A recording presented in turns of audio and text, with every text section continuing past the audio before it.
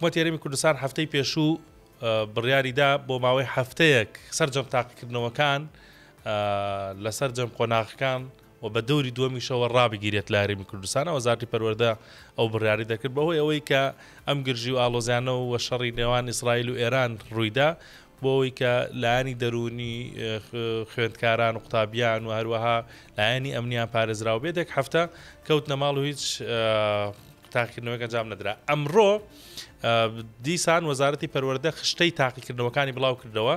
پۆلی دوانزەکان لە یەکشەممە 22 شەشەوە دەست پێ دەکات هەتاوەکو 6 حەوت و هەروەها پۆلی نۆکان لە 21 شەشەوە دەست پێ دەکات تاوەکو 3 حەوت بەردەوام دەبێت تاقیکردنەوەکان.